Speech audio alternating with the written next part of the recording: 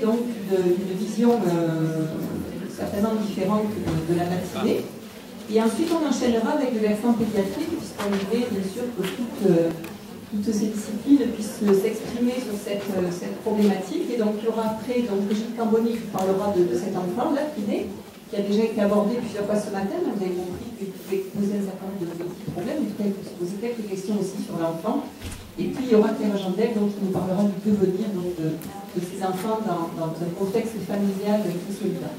Donc, on écoute Nicolas Sahuc et il y aura donc toutes les présentations qui seront sur le site, les diaporamas, et certainement la présentation de Nicolas Sahuc qui sera même en vidéo. Voilà. Ok, merci. Est-ce que vous m'entendez bien? S'il vous plaît, un peu de silence. Voilà. Est-ce que vous m'entendez bien? C'est bon? Alors, je suis déjà ravi de passer à cette heure-ci, parce qu'habituellement, les diététiciens en congrès passent juste avant le repas de midi, donc tout le monde a la dalle, y compris nous. On n'est pas déçus en non plus, donc on a faim, nous aussi, les diététiciens ont faim. Vous apprendre quelque chose aussi, on n'est pas aussi déconnecté du corps que ça. Et donc, pour ça, c'est cool de passer à une heure où la faim n'est pas encore présente, même si c'est 11h20. Merci de cette présentation. En effet, une approche un peu plus particulière, puisque j'ai 11 ans de pratique maintenant, entre une activité libérale et une activité hospitalière. Je suis au service de psychiatrie et d'endocrino de Montpellier, et en hospitalisation de jour, où on évalue les patients qui souffrent de troubles alimentaires, donc au CHRU de la Péronie, et donc j'ai appelé une activité libérale dans mon cursus pour que vous ne preniez pas cette conférence comme quelque chose de farfelu ou spirituel. J'ai des formations scientifiques et je revendique d'être scientifique d'abord, et puis la philosophie me permet d'avoir une dimension éthique, c'est ça l'avantage. Mais j'ai un diplôme universitaire en nutrition du sport haut niveau, dans les troubles alimentaires, sur les thérapies cognitivo-comportementales, l'éducation thérapeutique, l'approche motivationnelle, la remédiation cognitive. Et comme je disais à Véronique à l'instant, je prépare donc le Master 2 de recherche en éthique médicale, et je fais ça à Marne-la-Vallée avec une des personnes les plus importantes, si vous avez le temps d'aller voir ces vidéos sur Internet, monsieur Eric Fiat, qui coordonne ce Master d'éthique médicale, ce doctorat d'éthique médicale, qui vraiment est une révolution dans la façon de voir le soin en médecine et en paramédecine, enfin paramédical, je dirais. D'entrée, je dirais que dans ce topo, même si vous voyez que j'ai remis un grand là diététique, parce que je vous assure aussi, même si les diététiciens ont des sensations de faim, les diététiciens ne sont pas que des donneurs de régime. C'est assez offensant d'être réduit, d'une manière générale, d'être réduit finalement à n'être qu'un professionnel qui donne des régimes en face d'un patient qui a une problématique d'obésité ou une problématique de troubles alimentaires. Je rappelle que dans la formation, le traitement de l'obésité ne représente que 5%, on fait tout autre chose aussi, on intervient dans d'autres domaines, et on n'est pas résumé uniquement à une pratique de donner des régimes, et au contraire, je trouve que la profession s'ouvre beaucoup plus et commence à réfléchir à des dimensions un peu nouvelles dans la stratégie de soins concernant les problématiques d'alimentation en général. Je dirais que la diététique dans ce topo ne va pas aborder toute la problématique du rapport émotionnel. Vous l'entendez aujourd'hui, on mange par émotion, on mange parce qu'on est stressé, etc. Ça fait partie de l'ordre de la psychologie ou de la psychiatrie, entre guillemets, quand on est face à des troubles alimentaires spécifiques comme l'anorexie et la boulimie, à savoir que 10% de la population à l'heure actuelle sont touchés par des troubles alimentaires, ce qui représente environ 600 000 personnes à l'heure actuelle en France. Donc 1% souffrent, je dirais, d'anorexie mentale, 5% à peu près de boulimie. Et ensuite, on a tous les 4 autres % qui restent de troubles alimentaires non spécifiques. C'est-à-dire qui ne correspondent pas aux critères de diagnostic de l'anorexie et qui ne correspondent pas aux critères de diagnostic de la boulimie.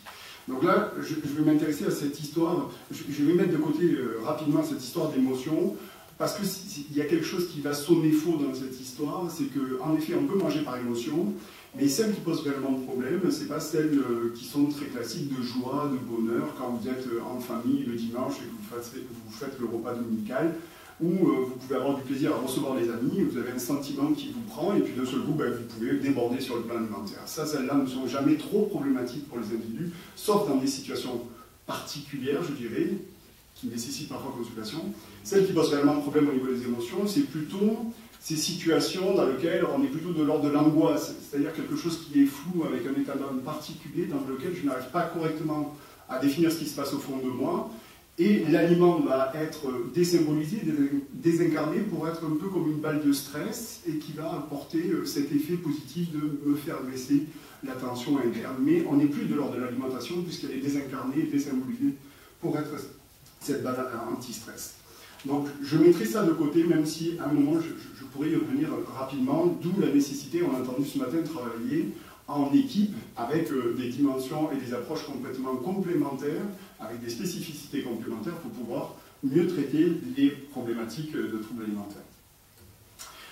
Comme je vous ai dit, le plan n'est pas réellement farfelu, même si ce que je vous propose semble un peu bizarre.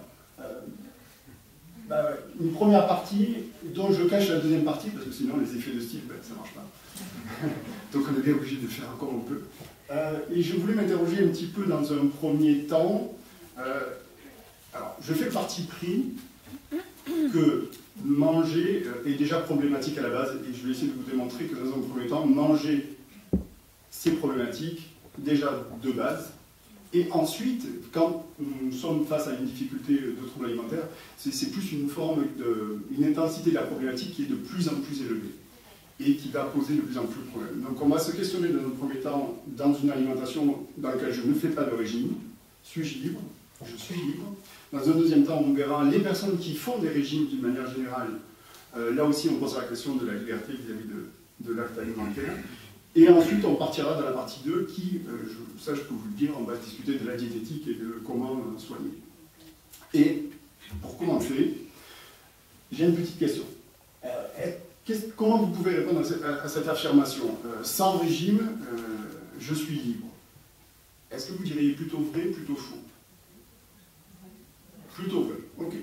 On peut partir de cette expérience très classique des patients en consultation qui vont vous dire moi, avant, je mangeais ce que je voulais, de toute manière, je n'avais pas de problème de poids. Il y en a beaucoup, vous le voyez, en consultation, c'est des situations très, très classiques. C'est-à-dire que moi, je m'en fous de l'alimentation, je m'en fous des conséquences, de toute manière, je fais ce que je veux, je n'ai pas de conséquences sur mon poids. Déjà, premièrement, on ne peut pas définir que c'est une alimentation qui est tout à fait logique, parce qu'en quelque part, ils réduisent l'acte alimentaire uniquement sur la non-conséquence vis-à-vis de leur poids. Donc, en quelque part, il y a déjà un rapport pathologique au poids. C'est-à-dire que si d'un seul coup, ils commençaient à avoir des conséquences sur leur poids, du coup, l'alimentation serait modifiée. Là, ils ont le loisir de pouvoir faire ce qu'ils veulent, parce qu'il n'y a pas de conséquences sur le poids. Mais d'un autre côté, est-ce que de faire ce que je veux, est-ce que de répondre à mon plaisir, par exemple, ou de viser mon plaisir avec une dimension hédonique de l'alimentation, est-ce que ça me permet d'être libre? Vous avez répondu par vrai. Moi, je vous dirais que c'est faux. C'est faux, premièrement, parce que c'est un peu définir la liberté vis-à-vis que ma volonté, quand je veux faire une action, finalement, je ne suis pas contraint par la volonté d'un autre. Donc, premièrement, je pourrais imaginer que si j'étais seul au moins, enfin, quand je suis en train de manger dans un repas social, la présence des autres vont contraindre déjà ma liberté d'action sur l'acte alimentaire. Et à la rigueur, s'il n'y avait pas les autres, on pourrait se poser des questions, sans eux, est-ce que finalement je suis totalement libre? Et là, la réponse en philosophie est très claire.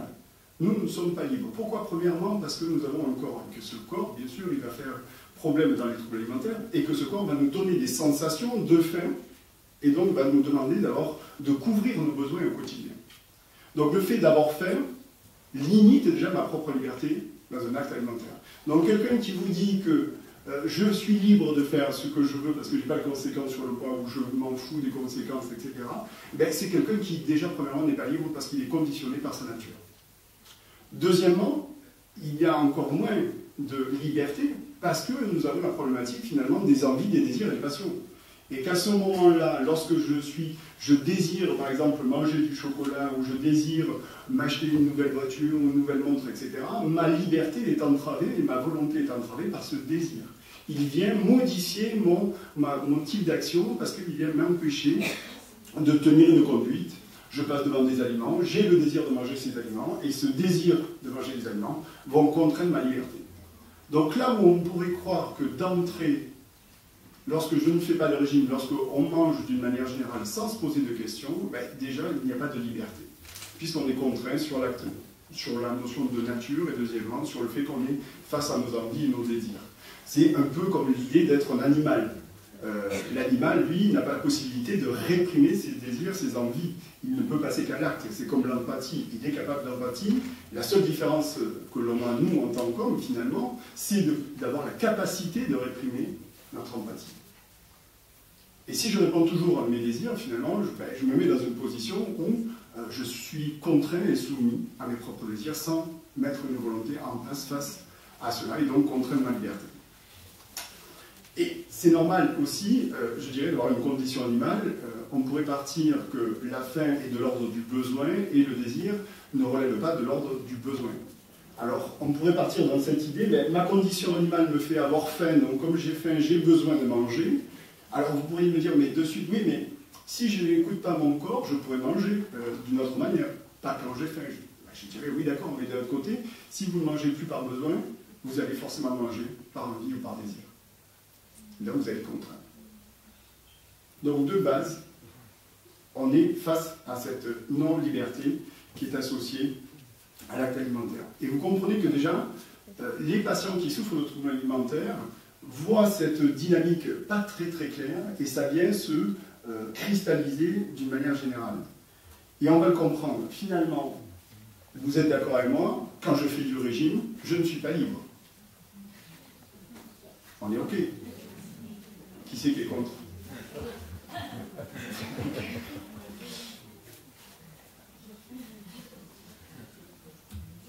Mais c'est faux. C'est faux parce qu'on va aller discuter un petit peu de ce qu'on appelle la morale. D'une morale aussi bien éducative, d'une morale qui peut être soit ce qu'on va appeler hétéronomique ou d'une morale qui est autonome finalement, c'est-à-dire autonome, c'est la capacité de pouvoir fixer nos propres règles vis-à-vis de notre morale, de notre éthique de vie, je dirais, tout autant que de mettre une morale sur le plan alimentaire.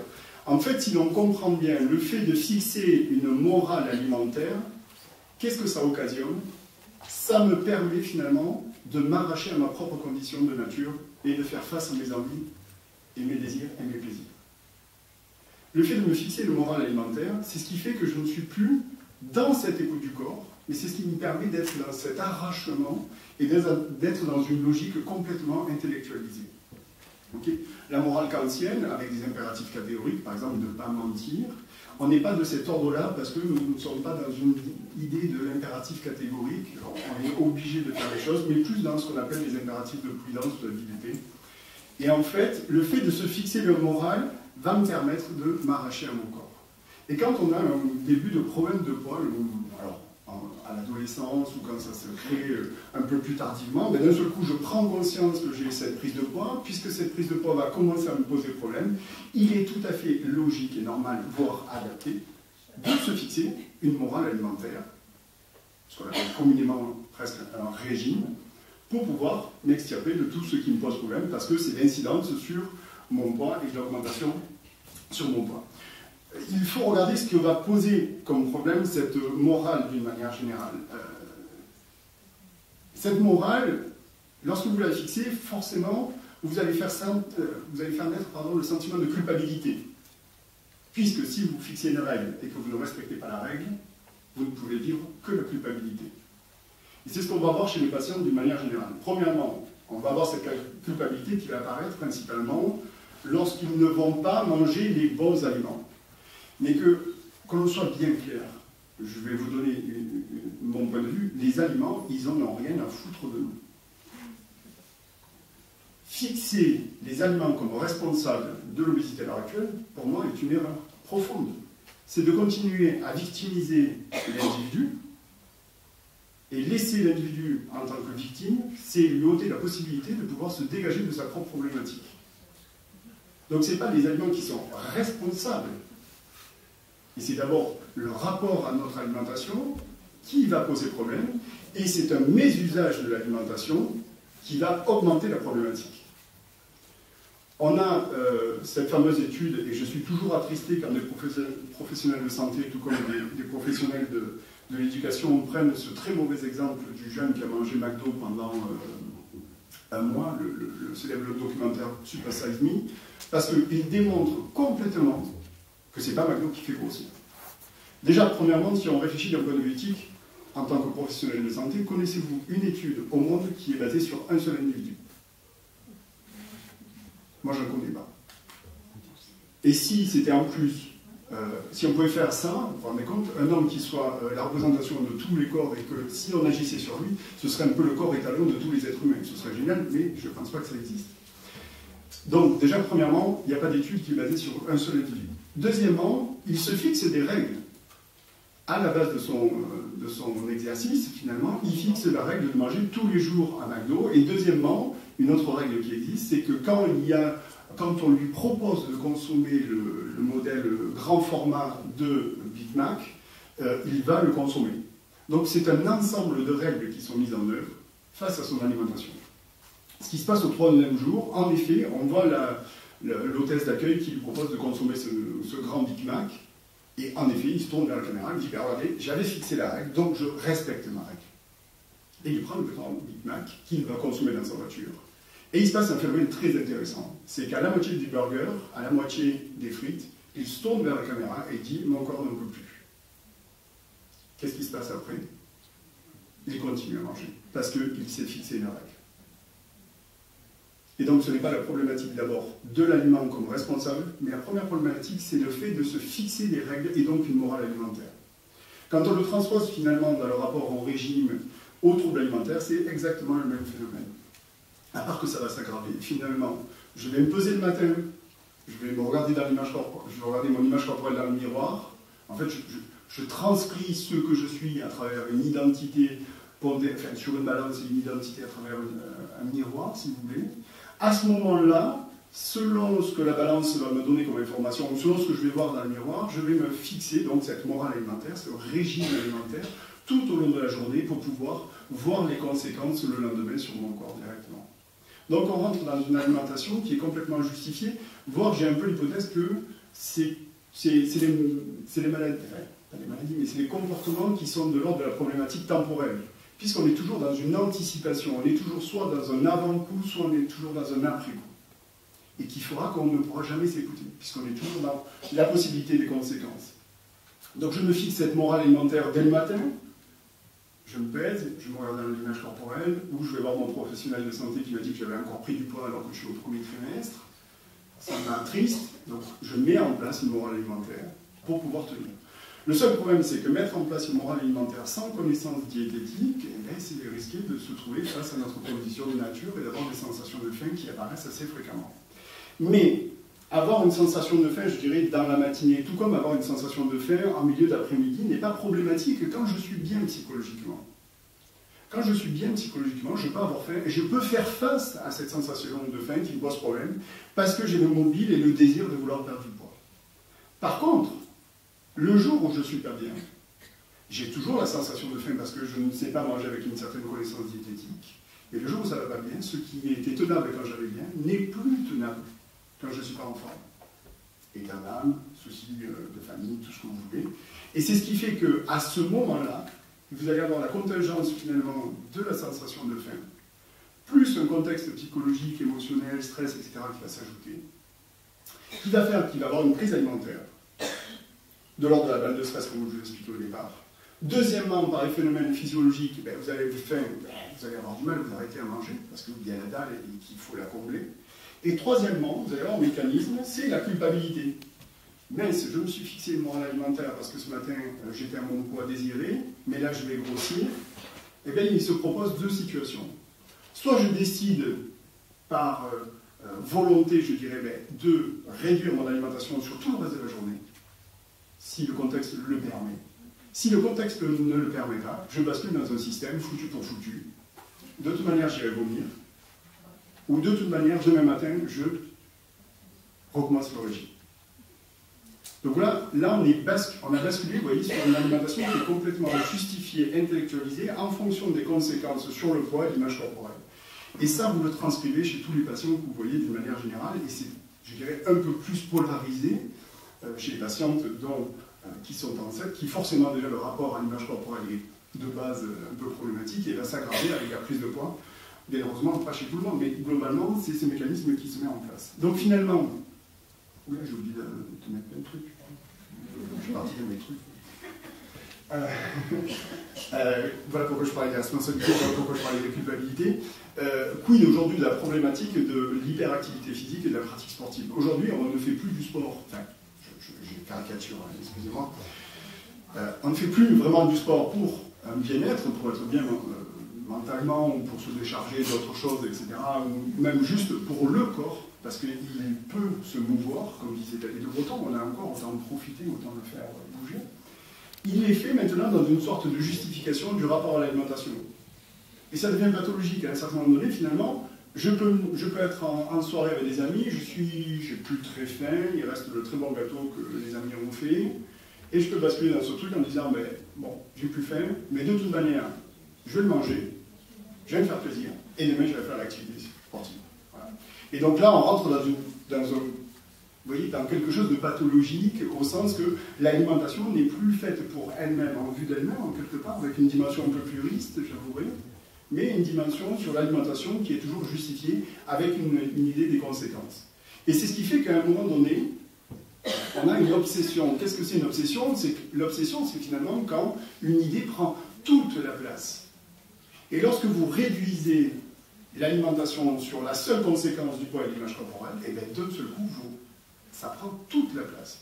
Or, manger, finalement, ça peut être en effet parce que, pour se nourrir, parce qu'on a des besoins physiologiques, parce qu'on a d'autres pathologies qui nous demandent ça, parce qu'on partage un autre repas, parce que je veux contrôler le poids ou l'image corporelle, mais ça ne doit pas se réduire au poids et à l'image corporelle. Et c'est ça qui est très problématique et qui augmente l'obsession chez les patients, c'est finalement lorsque l'acte alimentaire est uniquement réduit aux conséquences sur le poids. Et ça prend toute la place. Donc toute la difficulté n'est pas, bien sûr, d'augmenter finalement le rapport à l'alimentation, mais ça va être plutôt d'introduire d'autres choses, d'amener à des critiques finalement pour pouvoir faire que cette obsession diminue par d'autres idées d'activité d'une manière générale. Ok? Quid? Est-ce que j'ai pas marqué?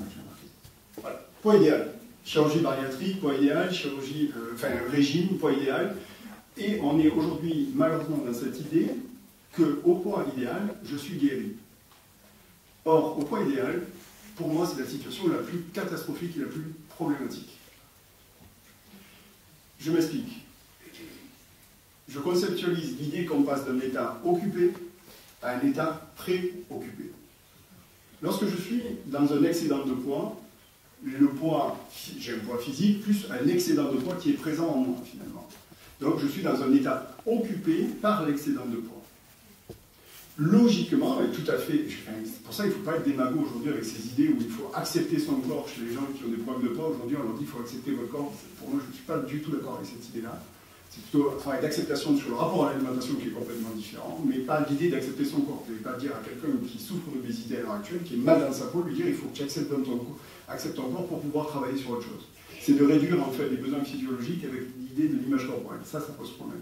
Mais c'est plutôt, finalement, au poids idéal, quand je suis en excédent de poids, je suis occupé par cet excédent de poids qui vient conditionner mon acte alimentaire dans l'objectif de perdre du poids, ce qui est tout à fait logique. Quid, lorsque j'arrive au poids désiré, on pourrait imaginer que de nouveau je sois libre. Vous voyez, on revient sur la première diapositive que je vous disais, mais finalement, j'arrive au poids désiré, donnez-moi votre régime parce que vous êtes diététicienne, donc vous donnez les régimes. Okay. J'arrive à mon poids désiré parce que je peux faire à nouveau ce que je veux. Et ça, c'est, vous voyez, de nouveau un problème au niveau des désirs, des envies, du plaisir. Mais au poids désiré, finalement, je suis dans un état préoccupé. L'excédent de poids a, lui, complètement disparu. Par contre, sur la dimension du poids mental, elle est complètement présente. Et c'est ce qui fait qu'on glisse d'un individu qui mange pour maigrir à un individu qui mange pour ne pas regrossir. Donc tout le rapport à l'alimentation est à aucun moment traité. Pourquoi c'est plus compliqué pour moi? Parce que soit je les vois à ces moments-là quand ils sont au poids désiré, et que du coup, ils ont tellement mis en œuvre des régimes qui étaient restrictifs, avec une sorte de spiritualisme alimentaire qui est dû au commandement de morale, parce qu'on est quelque chose de l'ordre du religieux à un certain moment. Comme vous lisez des sites de filles qui sont pro-ANA, vous avez 10 commandements, on est bien de l'ordre du spirituel, du religieux, du transcendantal presque finalement. Mais finalement, vous vous retrouvez dans cette dimension où l'individu a tellement réduit sa prise alimentaire, a tellement supprimé les groupes d'aliments, de pain, de féculents, etc., que du coup on ne peut plus travailler. Parce que tout aliment va être une possible conséquence sur mon poids, et donc on est complètement bloqué et cristallisé dans la problématique. Donc attention dans les chirurgies bariatriques, comment on va la mettre en œuvre, comment elle est accompagnée, et tout le travail qui est très difficile, c'est de se retrouver quand les personnes ont perdu tout leur poids désiré, ben, du coup, on est face à ce problème de rapport à l'alimentation qui n'est pas libre. Les gens me disent, mais maintenant je suis tranquille, je peux manger tout ce que je veux. Et finalement, l'opération fait son action, finalement, fait son office. Donc du coup, à nouveau, je me déresponsabilise. Et si ça ne marche pas, ben, je me victimise. Vous l'avez vu en consultation, parfois, vous avez entendu des gens qui vous ont dit, mais docteur, je viens vous voir parce que finalement, l'opération n'a pas marché. Vous voyez? Et c'est cette problématique, lorsque la chirurgie bariatrique prend cette fonction de déresponsabiliser l'individu dans son rapport à l'alimentation. C'est pas qu'elle est négative, c'est qu'à un certain moment donné, elle va créer cette déresponsabilisation vis-à-vis de l'individu dans son rapport alimentaire. Et que tout le travail, les situations d'urgence et qui nécessitent une chirurgie bariatrique, ne doivent pas être réduites à ce système de déresponsabilisation de l'individu et doivent être accompagnées d'un travail, je dirais, diététique à ce moment-là, pour pouvoir se dégager des problèmes. Donc attention au poids désiré des patients, parce que c'est quelque chose qui est souvent très argumenté par eux-mêmes, et à ce moment-là, vous pouvez bien vérifier que ces gens-là ne sont pas réellement libres. Parce que je vous disais, mais si je fixe une morale alimentaire, si je respecte des règles que je me fixe, finalement, je m'arrache à mon corps qui me pose problème, parce que ce corps a faim, et en plus ce corps me donne des désirs et des envies. Donc l'avantage d'avoir une morale alimentaire, ça me permet de m'arracher à ça. Mais d'un autre côté, je suis complètement prisonnier des conséquences sur mon poids. Donc je n'en suis pas libre. Finalement, c'est là où on arrive à la partie 2, d'un moment un peu d'amine. C'est que finalement, au départ, on pouvait imaginer que manger sans régime, manger de manière spontanée, etc., mais en effet, on se croyait libre. Mais en fait, on n'est pas du tout, parce qu'on est soumis aux contraintes des conditions de notre corps, de nos envies, de nos désirs. Et que de l'autre côté, donc, il y a un certain enfermement, finalement. Et de l'autre côté, là où on pensait que le régime faisait que l'individu était complètement prisonnier, là où il y a une part aussi de liberté, finalement, par cet arrachement à la nature, et cette façon de se conduire avec une morale alimentaire. Tout ça pour dire qu'il faut discuter globalement de la diététique. Diététique, déjà, premièrement, c'est une étymologie. Ça vient du grec, diaéta, qui signifie art de vivre. Donc on n'est pas aujourd'hui là. Je suis d'accord avec moi, quand on parle de diététique, aujourd'hui, ce n'est pas cette dimension qui nous vient à l'idée, premièrement. C'est plutôt la dimension, je dirais, technique de la diététique, c'est sa partie technique, c'est la partie nutritionnelle. Et je crois que c'est cette historique qu'il faut bien comprendre qui a conduit à l'augmentation de la problématique des troubles alimentaires ou d'un rapport à l'alimentation plus difficile ou pathologique. C'est cette partie technique qui a été uniquement mise en œuvre, et comme vous le savez, comme dans toute technique, le problème c'est qu'on chosifie le patient.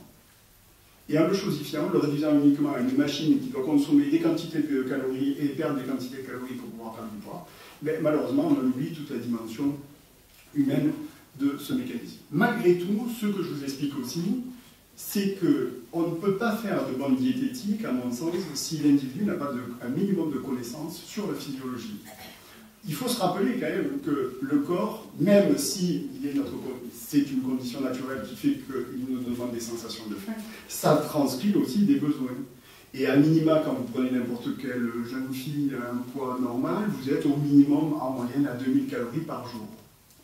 2000 calories, il y a la partie technique, je dirais, théorique, nous dit que la répartition de cette énergie, pour avoir des stabilités environ de 3-4 heures le matin, c'est environ de consommer 25% de cet apport énergétique, ce qui nous ramène à 500 calories.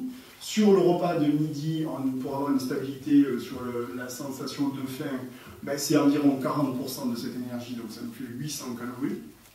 Et sur le moment où j'ai la dernière faim de journée, FIN et FIM, finalement, à partir de 18h, j'ai 35% de cet apport énergétique. Pourquoi je suis obligé de revenir toujours sur ça en consultation? Je prends l'exemple juste d'hier de la dame qui me dit, mais vous savez, moi j'ai lu sur mon paquet de céréales qu'il fallait que je mange 45 grammes de céréales avec du lait. Je rappelle toujours aux patients que si nous on n'a pas de conflit d'intérêt, comme vous l'avez présenté tout à l'heure et vous l'avez rappelé, moi j'ai jamais eu Kellogg's qui est venu me faire cours en nutrition. J'ai eu que les professionnels de santé et j'ai jamais eu Kellogg's. Donc forcément, Kellogg's, tout comme autres marques, ne peuvent pas donner des recommandations sur la prise, sur l'information nutritionnelle correcte. Et que si vous ramenez sur un petit calcul technique, quand vous mangez 45 grammes de céréales, vous mangez environ 150 calories. Quand vous buvez un peu de lait avec, vous allez arriver à peine à 250. Et comme je viens de vous l'expliquer, lorsque vous êtes au moins à votre poids minimum, vous êtes à 2000 calories, il vous faut 500 calories le matin, il vous manque 250. Donc quand les gens vous disent, vous comprenez, mais moi le matin je prends mon petit déjeuner équilibré comme c'est écrit sur la boîte, et que j'ai fait à 10 heures, ben c'est pas normal. Il faut que je mange plus. Il faut que je mange plus parce qu'aujourd'hui la faim est devenue quelque chose de très problématique. On a réussi à travers les campagnes de prévention qui, à mon sens, ont été limitées, malheureusement, ont fait que le rapport à la sensation de faim est devenu quelque chose de pathologique. Vous regardez la campagne Manger Bouger, qui date depuis 2001, sur la plupart des documents, à aucun moment vous avez un document qui vous marque « Manger quand vous avez faim ». Ce geste juste simple quand on avait besoin, vous ne le trouvez pas sur la campagne. Il n'y a que maintenant où on commence à prendre en considération qu'il y a des troubles alimentaires, on commence à avoir une approche un peu différente, et on l'a vu sur les derniers messages. Malheureusement, on a 10 ans dans les dents qu'il va falloir rattraper, et qui est bien compliqué avec ça. Donc finalement, quand je mange mon petit-déj à 250 calories, je ne suis pas étonné d'avoir faim à 10 heures. Mais si je ne le sais pas, si je pense que c'est le petit déjeuner équilibré, comme si l'équilibre alimentaire me permettait de couvrir mes besoins, là je fais une erreur fondamentale. Mais je n'ai pas dit à aucun moment qu'il fallait manger 500 calories le matin. C'est là toute la place de la diététique, c'est-à-dire qu'elle va considérer la partie technique qui peut nous apporter des réponses sur le plan physiologique et de compréhension de la sensation de faim, tout autant ce n'est qu'une hypothèse physiologique et dans laquelle on peut discuter avec le patient. Et donc forcément, le patient va être toujours condamné à faire des choix dans son rapport à l'alimentation. Alors quid? Est-ce que finalement, le matin, j'ai pas plus faim pour manger mes 250 calories? Alors est-ce qu'il faut que je mange plus pour ne pas avoir faim, ou est-ce que je reste à 250 calories et je m'adapte dans la matinée? Et ça, c'est tout le travail que je vais mettre en consultation avec les patients. C'est finalement non sortir de ce rapport hétéronomique dans lequel c'est ma volonté et ma volonté professionnelle qui donnent des informations sur le rapport à l'alimentation qui va perturber le rapport autonomique de l'individu. En fait, je vais retravailler avec lui pour mettre en place une autonomie avec beaucoup plus d'informations dans laquelle la possibilité de faire des choses sera plus intéressante. Donc ça passe par une partie technique et on ne peut pas la négliger. Quand vous avez la plupart des gens qui vous disent à partir de 4 heures, vous comprenez, je rentre à la maison, je ne suis pas très bien, je recommence ma autre journée, j'ai besoin de me remplir, la première des choses que je fais, c'est que je vois le bilan nutritionnel. Si déjà, après le repas de midi, j'ai plus de 50% de l'apport énergétique qui n'est pas apporté, je ne peux pas définir de manière décente que c'est uniquement l'aspect émotionnel qui rentre en jeu. Donc mon premier travail, c'est de revenir sur la technique. C'est pour ça que je dis, je suis d'abord scientifique, et ensuite je vais poser des questions sur la dimension humaine. Oui, il faut... Ouais, je vais finir, ça va être bien. Là, parce que même la petite partie est toujours un peu longue. Alors, qu'est-ce qu'une bonne diététique? Là, c'est toute la question. À mon sens, aujourd'hui, il se traduit vraiment par une morale alimentaire, mais c'est une morale alimentaire qui, elle, ne va pas se, comme je vous ai dit tout à l'heure, qui ne va pas se limiter finalement sur les conséquences du poids et de l'image corporelle, mais c'est une morale alimentaire qui va rentrer dans d'autres dimensions, comme la bonne santé, comme être en forme, ne pas être fatigué quand je mange pas assez. Premièrement, les patients sont souvent très fatigués, ont des troubles du sommeil, ont des sensations de faim toute la journée, mettre en place tout plein de stratégies de lutte contre la sensation de faim. Quand c'est 16 heures, vaut mieux aller au sport pour ne pas être à la maison parce que j'ai faim et ne pas manger. Donc tout ce type de stratégies vont au fur et à mesure un peu diminuer. C'est que l'individu finalement accepte sa condition d'homme, c'est-à-dire au sens que nous avons un corps qui nous donne une certaine dynamique au niveau de la faim et du rassasiement. Donc être peut-être plus attentif à cette faim, à ce rassasiement, sans en être maintenant soumis à ces sensations du corps, parce que sinon ça veut dire que le corps est supérieur à la raison, ça peut poser problème, et Descartes pourrait nous proposer autre chose dans la façon de réagir, qui plus est, on le sait en philosophie, les sens ne sont pas forcément quelque chose de stable et de valable. Donc là aussi, ces approches, je dirais, un peu naturalistes, sensualistes ou autres, posent interrogation d'un point de vue philosophique et même dans la stratégie de soins qui est mise en œuvre actuellement. Donc, c'est une diététique qui comprend Donc on a des besoins physiologiques. Et c'est une diététique qui a une éthique vis-à-vis de mes propres désirs, de mes propres envies, de mes propres plaisirs, et qui va être conditionnée sur les conséquences sur mon poids et l'image corporelle. Alors j'avoue, quand vous en arrivez là, c'est assez compliqué pour le travailler avec les patients.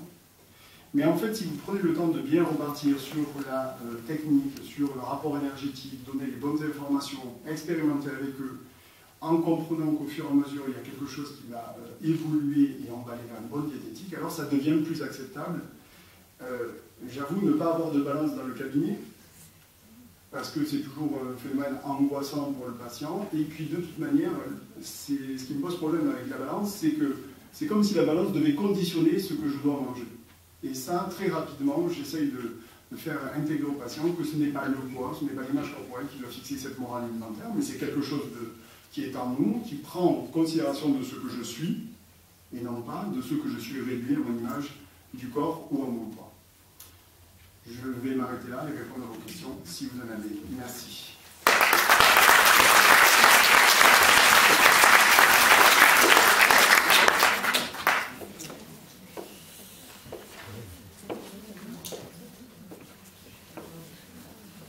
Une approche particulière.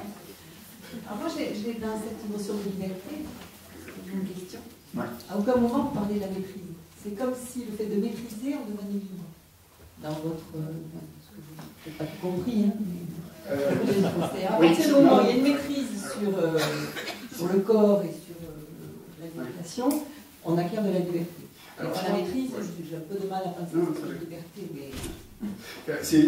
Surtout, il faut féliciter le bon terme que vous avez utilisé. C'est pas contrôle. Parce qu'on pourrait opposer contrôle à la maîtrise. Et que dans une idée de contrôle, il y a quelque chose de... Je dis souvent aux patients que la faim fait effraction dans la vie. C'est-à-dire que c'est quelque chose de l'ordre de l'imprévisible, même si on a un peu d'hypothèse physiologique, mais la faim reste une effraction dans la vie d'un individu. Vous voyez, ah ben tiens, j'ai mangé mon repas équilibré à midi, donc je ne dois pas avoir faim la journée. C'est-à-dire que l'imprévisibilité n'est plus acceptée par le patient. Parce que nous sommes dans une dynamique de contrôle. Et en effet, si on est dans cette dynamique-là, la liberté est contrainte par le fait des conséquences sur le corps. Et que si on est dans la maîtrise, ben, du coup, on accepte qu'on ait cette condition qui nous fait qu'on ait de l'imprévisibilité. On est dans un corps qui est vivant, donc de l'imprévisible aussi. C'est un corps faillible, un corps périssable, et ça on l'oublie. On a presque une diététique aujourd'hui qui est presque transhumaniste, c'est-à-dire que le corps pourra toujours être changé, on aura une diététique qui sera telle un corps robot pour un corps robot dans lequel on n'aura plus de sensations, et ça pose problème. Il faut accepter bien sûr plus la maîtrise qui permet avec cette morale alimentaire de m'arracher aussi ma condition, mais qui prend en considération que j'ai des besoins physiologiques et de m'adapter sur quelque chose de beaucoup plus essentiel certainement, essentialiste. Je ne sais pas si vous avez une question.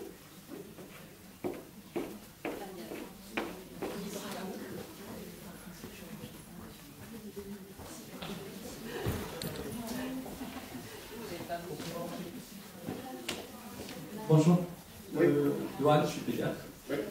Je ne suis pas du tout philosophe, je ne suis pas diplômé non plus, mais je trouve ça très intéressant, votre topo. Merci.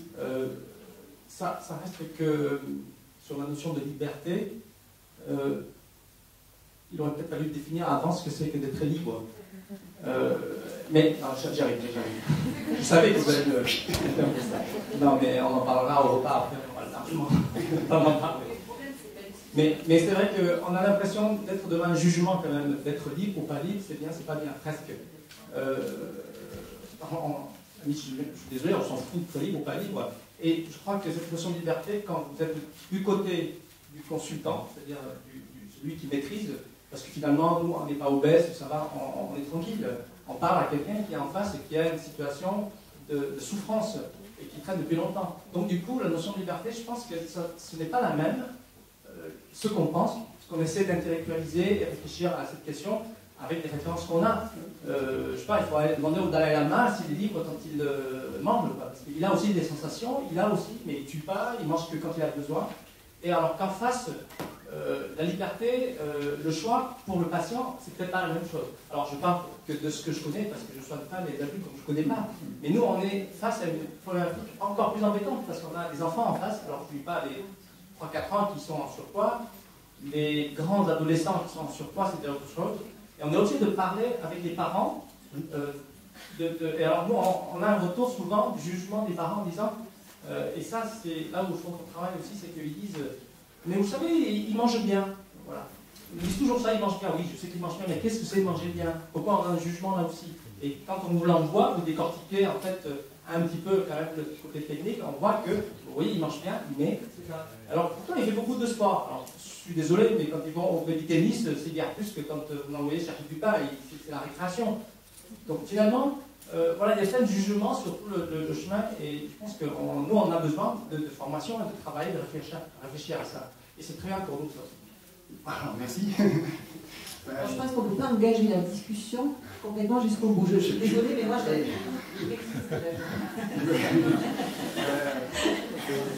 et on sera un peu obligé de discuter en dehors de cette séance. Alors, c'est vrai qu'on peut peut-être passer une journée avec Nicolas Saïd pour réfléchir à beaucoup de choses, notre aide-soignant.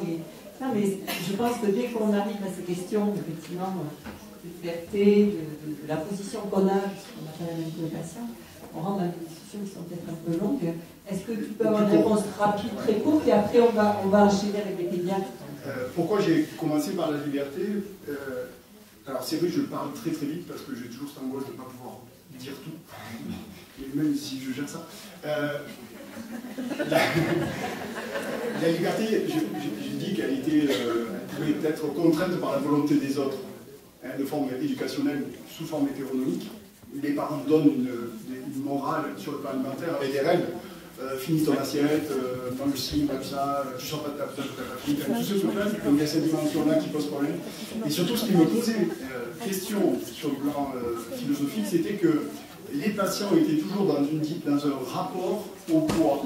C'est-à-dire qu'ils cherchent la plupart du temps à retrouver leur poids désiré, comme s'ils pouvaient retrouver cette situation dans laquelle ils pouvaient manger tout ce qu'ils voulaient en étant libres. Et ça, c'est la question de la liberté. Est-ce que la liberté, c'est agir uniquement en fonction de mon plaisir? Donc, je n'ai pas le temps de le développer, mais si vous avez la curiosité, je vous invite à lire le Gorgias de Platon et qui pose toutes ces questions. Merci. Alors, une question très très rapide. Juste une question rapide, parce que j'ai envie de vous donner une problème. Quel message tu donnes en fait en pratique pour les patientes enceintes, quand je reviens sur les grossesses, qui présentent des troubles du comportement alimentaire, quel que soit leur poids d'ailleurs, parce que on en voit vraiment de plus en plus. Quels conseils pratiques tu donnes pour aborder ces consultations avec effectivement la contrainte quand même, je rappelle, d'apport minimum par rapport à l'enjeu fœtal? C'est plus, je dirais, les approches motivationnelles qui vont pouvoir nous aider, en fait. Donc je vais essayer de partir de la dimension déjà technique. Classiquement, je pose un axe chronologique, je fais marquer avec un stylo de couleur les fins, je fais marquer par un autre stylo de couleur les prises alimentaires, et ensuite je regarde ces prises alimentaires, si elles sont synchrones ou désynchronisées finalement de la sensation de faim, premièrement. Et déjà, tant que j'ai ce socle-là qui n'est pas mis en œuvre, je ne commence pas à travailler sur la diététique. Quand le socle est mis en place, alors je ne ferai pas de métaphore mystique, j'allais dire, je joue au tennis. Donc, je fais ça en premier lieu. Une fois que ça s'est mis en place, je peux commencer à travailler sur la diététique, mais sur le plan des apports nutritionnels, et je regarde les déficits qui existent entre le côté technique et de la physiologie du corps. Ben voilà, vous avez besoin de 2200 calories aujourd'hui. Le matin, la théorie me dit que vous devriez consommer ça. Je le mets en corrélation et en perspective avec ce que fait le patient, et je regarde si c'est logique qu'il y ait des sensations de faim ou absence de faim dans le reste de la journée. Et ensuite, au fur et à mesure, je vais pouvoir agir directement sur la diététique, sur ce qui a à être corrigé. Moi, je propose qu'on fasse une formation. Alors, une remarque là, très rapide. Super rapide, voilà. Bonjour, Sophie Loubens, gynécologue à la clinique Saint-Rémy, juste au pied des montagnes. J'ai l'impression que tout votre exposé se rapporte fort à une femme européenne, si pas dire française, parce que par rapport justement au poids et aux cultures alimentaires qui vont avoir évidemment, comme vous le disiez, un fort impact sur la morale alimentaire. Moi j'ai travaillé beaucoup avec les patientes de l'Afrique de l'Ouest, de l'Afrique centrale, et le rapport au poids est tout à fait différent. On fait valoriser d'être grosse, qu'est-ce qu'on fait avec une femme obèse, congolaise, en lui expliquant que ça serait un peu de maigrir alors que pour elle c'est un signe de richesse et qu'elle est très valorisée dans ce corps-là. Voilà. Ok. En fait, la première personne à laquelle je pense, ce serait un médecin qui, pareil, a fait une éthique médicale qui s'appelle Claude Bernard, qui poserait la question du normal et du pathologique. À partir de quel moment on peut considérer qu'il y a une normalité, à quel moment on peut considérer qu'il y a une pathologie, et comment concevoir tout ça. Et tout mon problème, et je suis entièrement d'accord avec toi, même si c'est très conceptuel ce que je raconte, ça correspond aussi à une réalité que je vis avec les patients au quotidien, quelles que soient les origines. Que ce soit même je pense aux plus jeunes d'origine maghrébine, etc. Et je te fais même l'écho de la consultation d'hier d'une femme maghrébine qui est venue pour reprendre du poids. Non pas qui était enceinte, mais qui était pour reprendre du poids. Je dirais que malgré tout, il y a quand même... Ce qui me pose problème, c'est, je dirais, dans l'architecture de l'acte alimentaire, c'est le mobile. C'est que si mon alimentation n'est qu'à viser du poids, c'est ce qui pose problème et c'est ce qui fait cette obsession, comme j'expliquais. Et je pense qu'il faut en fait intégrer d'autres dimensions pour que tu aies une interaction, enfin quelque chose de rétroactif en quelque part, c'est-à-dire que puisque je mets d'autres choses, l'acte alimentaire se modifie par lui-même. Alors, dernière remarque, et on y va. Allez. Oui, juste c'est pour dédouaner tous les diététiciens qui prescrivent des régimes.